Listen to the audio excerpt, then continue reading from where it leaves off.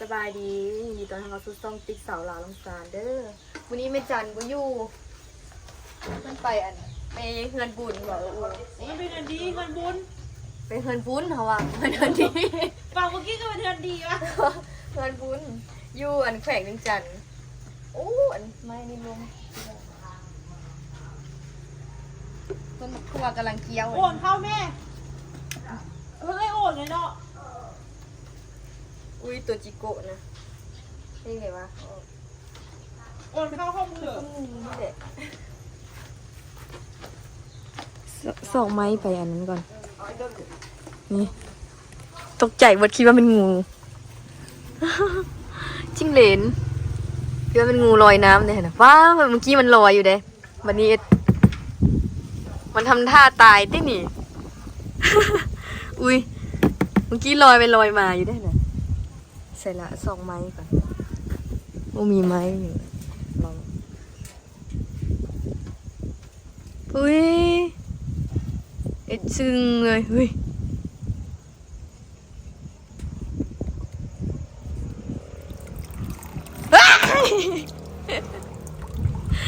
ไปไปเมื่อกี้มันลอยอยู่นี่แหละมันแกล้งตายคือตัวงูนี่มาหดสวนกัน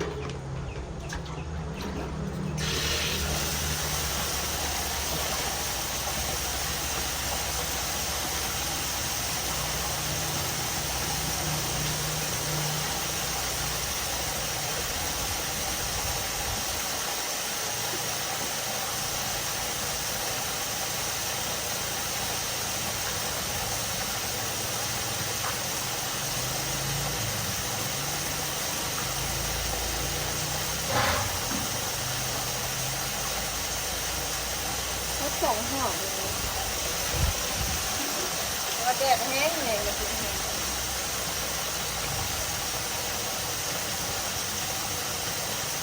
ทุกที่เราเข้า4 โมงแล้วเนาะมาเลย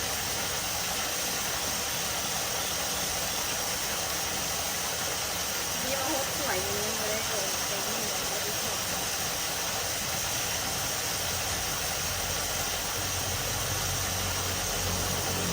โอ้ยเป็นมืดเป็นค่ำก่อนมาแล้วมืดละ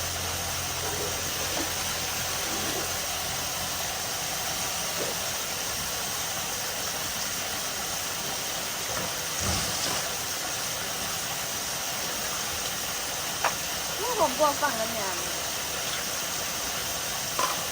ฝั่งนี้นมหมดละ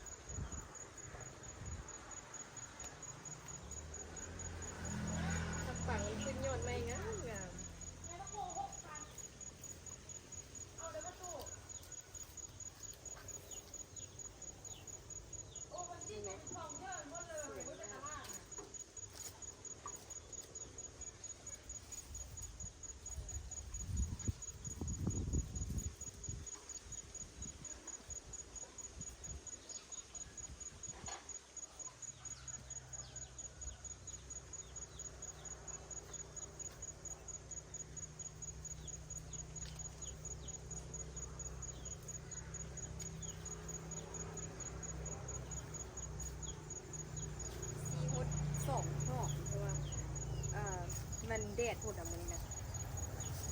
แดดแห้งๆก็สวยแต่ว่ายังหนาวอยู่สีฮุดซ้ำเพราะว่าดินมันแห้งพูด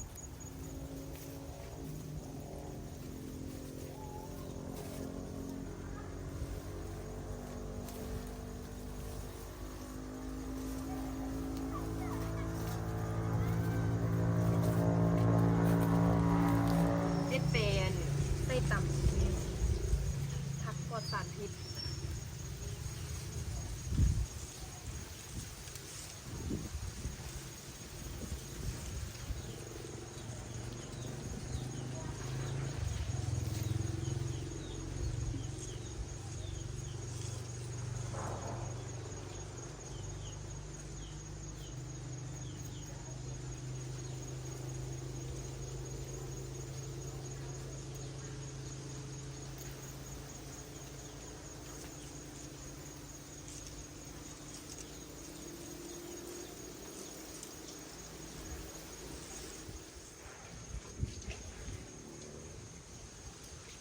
ไก่คิดว่า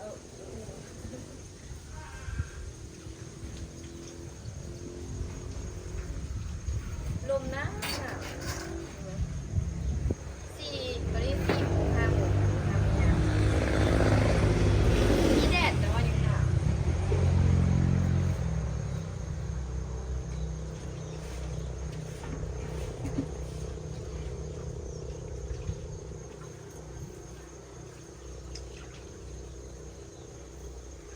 ข้ามไหมหนาวเลยเมื่อคืนนี่ก็หนาวใช่ไหมว่าโตแข่งเลยนะนั่งตั้งโมกขายเลขอะจนจะเจ็บหัวคนหนาววัดเลย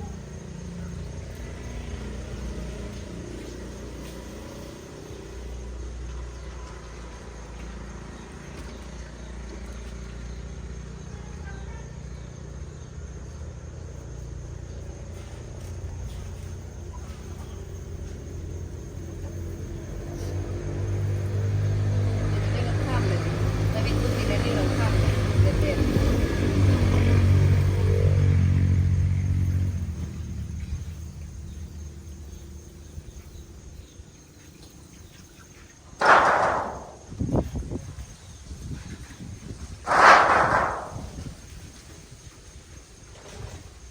เสื้อที่เลี้ยวไว้เนาะน้อยเดียวดีกันเนาะ ๆอะไรก็ ว่าน้อยเดียวกับเสื้อที่เลี้ยวเลยเนาะ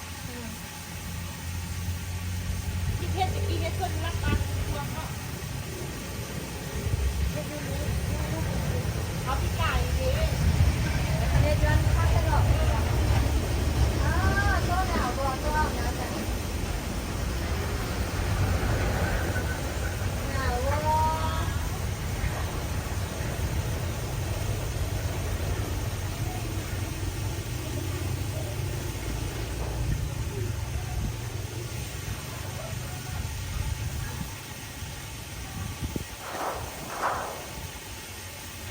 สลัดนี่ฉันว่ามันบได้น้ำมีคุ้มคุ้มเลย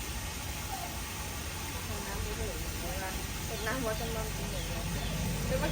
กินด่วนท่านมาขนาดตัวจะจัดลงให้นะคุ้มคุ้มเลยล่ะเป็นยังน่าจะบุกคุ้มเรื่องหมดน้ำเลยค่ะ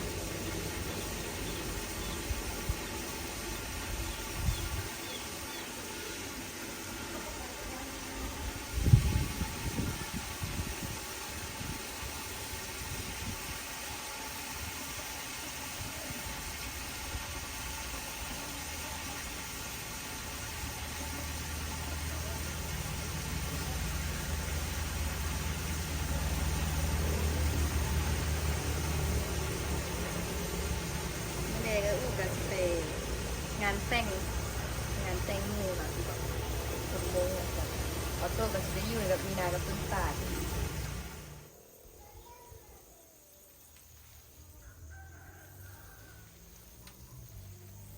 กับหด2 หอบ2 หอบ 3 หอบเครือมักเตงดอกหลาย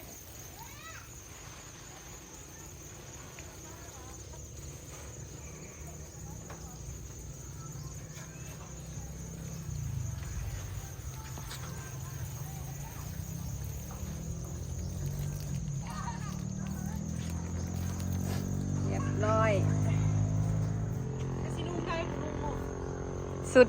ใหม่อะ ครับ สีอย่างนั้นเฮ้ยว่าสีอย่างวะ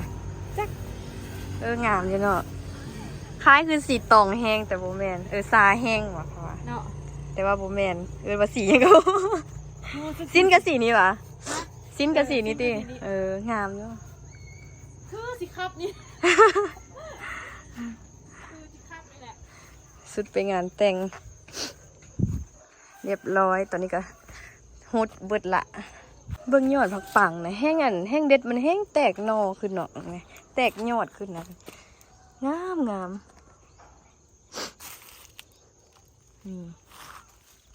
สวยมากเลยอันเอียงเกาะเอียงวะโอ้ยสีว้าวเลยกันอันนั้นว้าวหอมป้อมเบิ่งหอมป้อมไหมกำลังขึ้นงามๆเลยสุดนี้น่าจะงานอยู่สุดวังกี้นี่บ่ขึ้นเลยไม่จันได้ปลูกใหม่นี่ดอกมักแต่งเป็นดอกหลายแต่ละต้นนะอยู่พุ่นคือกันนะเห็นบ่อุ้ยมัวนี่ดอกก็หลายแต่ละต้นมีแต่ต้นงามๆอันนั้นดอกอันเครือหมักทั่วดิเครือหมักทั่วก็เริ่มเกี้ยวอันนี้ละเกี้ยวอันกิ่งไม้นะแม่จันปักให้มันเกี้ยวขึ้นเนาะหมักทั่วโอเคแล้วเรียบร้อยทุกคนอัปเดต สวนมือนี้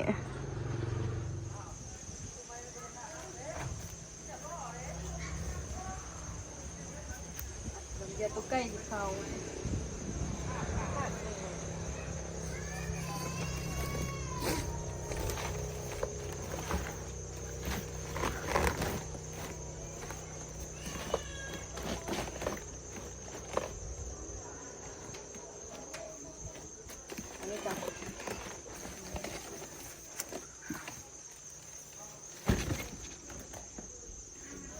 เรียบร้อย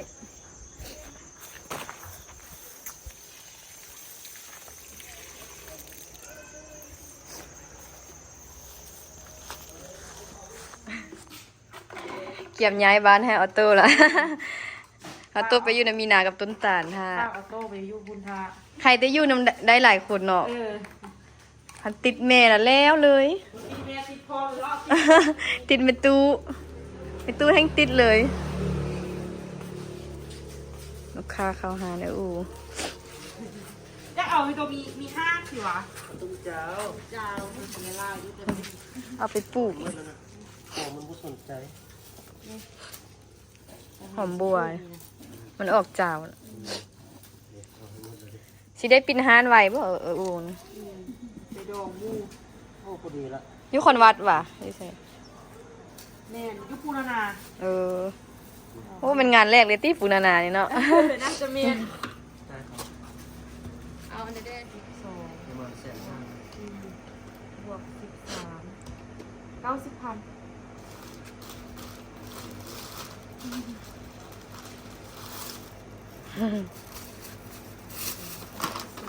แบบ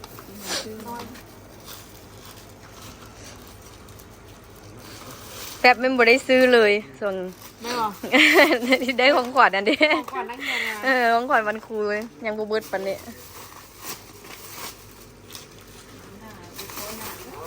ถ้าเราจะกลับมาที่ซ้ำนี่ใช้เวลาดูแต่ไม่พอ แม่เราอะเอาเสื้อน้ำสิเอาเป็นเสื้อน้ำอ่ะ ปลูกใส่หนาเลยนะ โอ้ อัตเตอร์อยู่น้ำไผ่มื้อนี้น่ะ ชอบทำแบบซี่แบบนี้ เอา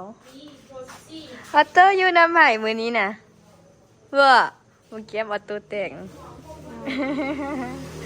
โอ้ยอยู่ดีเด้ นอน อยู่ดีเด้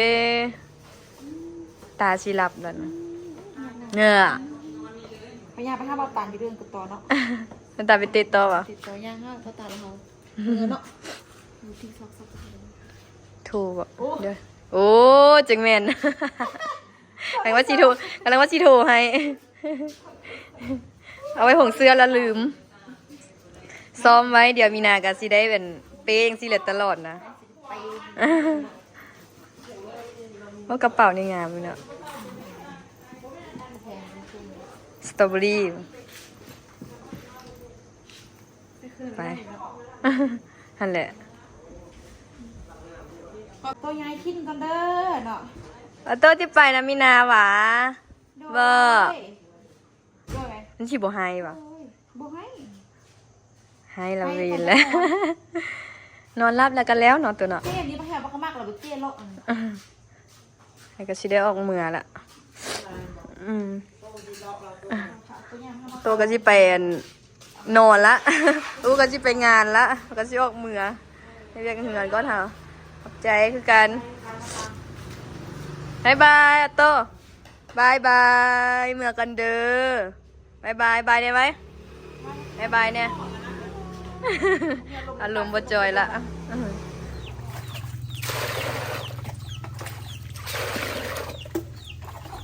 อาบน้ำเป็นสุดยากเนี่ย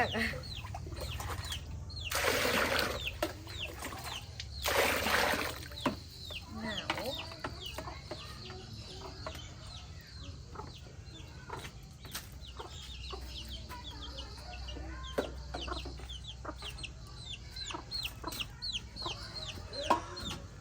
กระเจกกระจายเบิด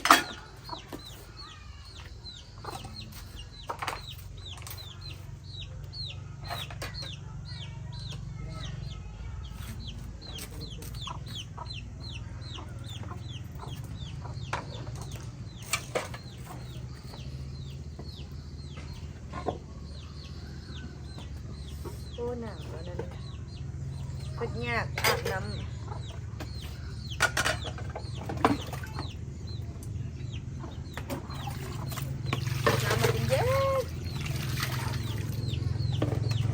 น้ำเปิดไว้เด็กเปิดไม่ไหม้แล้วเป็นอันอุ่น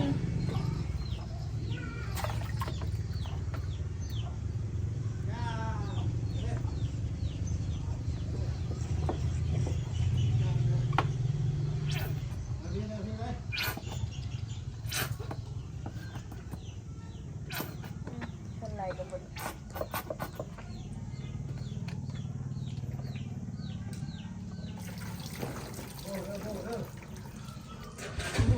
กลับละอุ้ยพ่อมาหาหนังอะไรมันอีพ่อละนอนเพิ่นไปหาปลาเด้บ่ได้นอนหาปลาอยู่น้ำลึก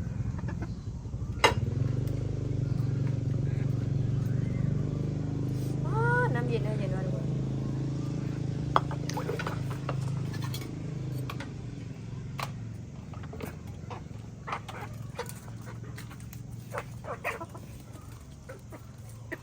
ไก่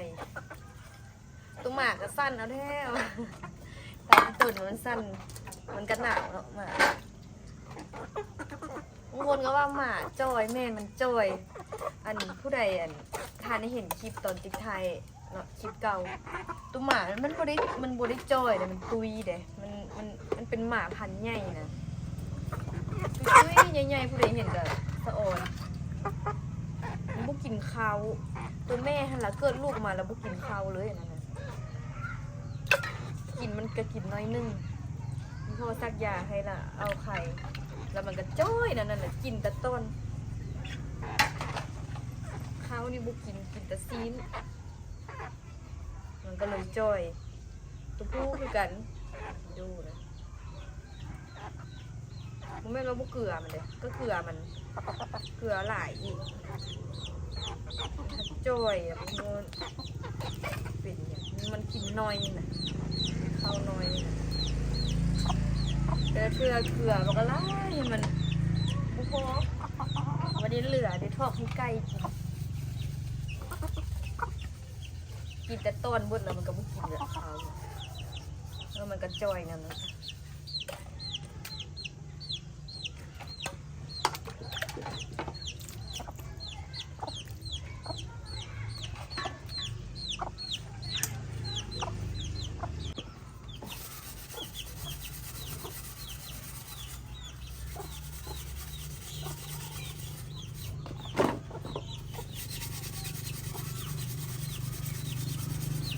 การใช้งานมาหลาย ฝาหม้อก็ได้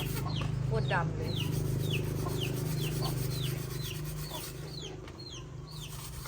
ถูออกนะ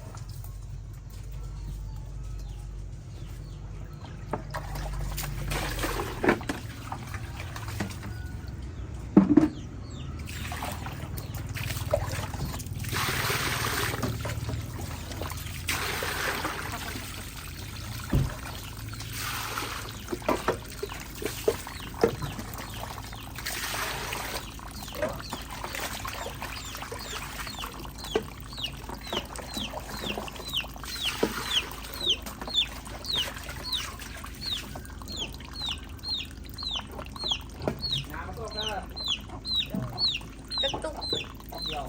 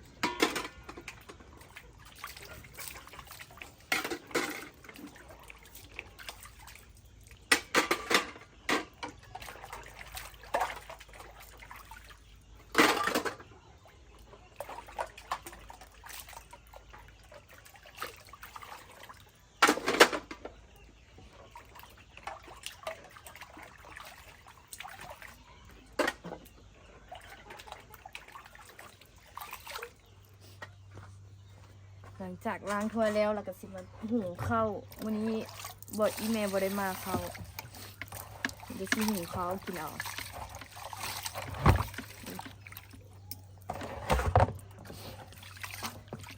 ช่วงไหนก็กินข้าวเจ้าแหละข้าวเหนียวก็มีแดนติ๊กกับอันน้องสาวกินแม่ก็กินบางเทื่อช่วงไหนมันกินข้าวเจ้า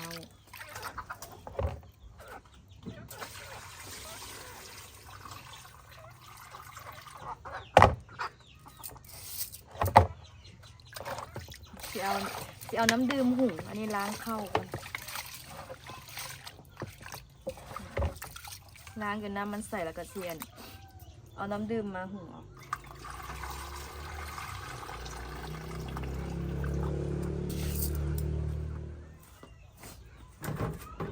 โอ้ยน้ำดื่มกับเบิด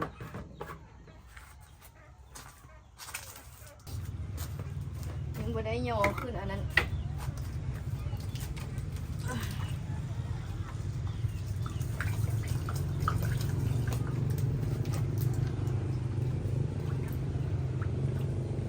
ประมาณข้อมือหนึ่งข้าวเจ้านี่อ้อนนะพอดีเลยข้าวเจ้าอีหยังกับบุ้งแหละเมียซื้อ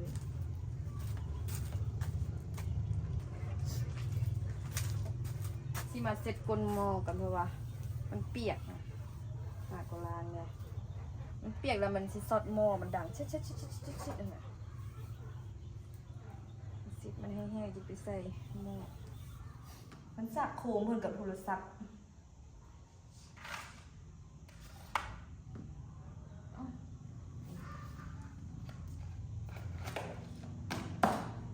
ไปหาป่ามือคืนเลย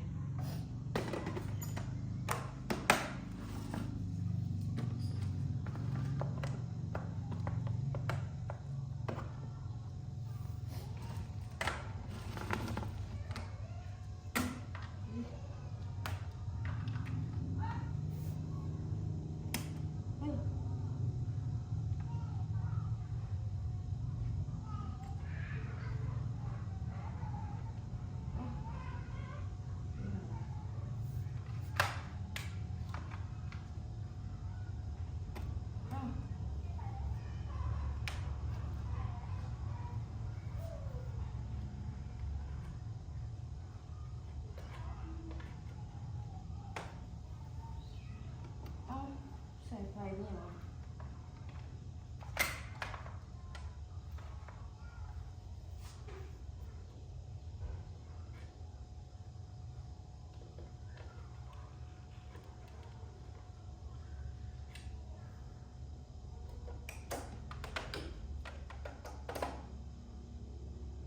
ได้บ่อ๋อบ่ได้เสียบ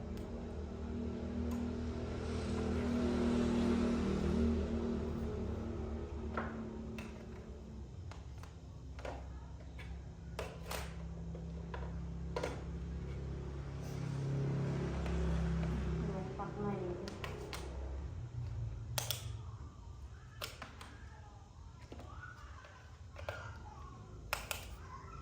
โอเคเสร็จเรียบร้อย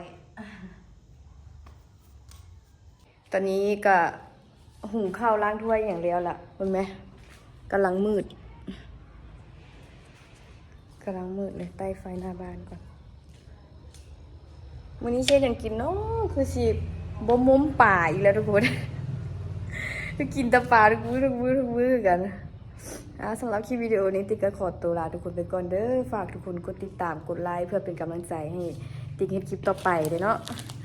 สำหรับคลิปวิดีโอนี้ลาไปก่อนเด้อบ๊ายบาย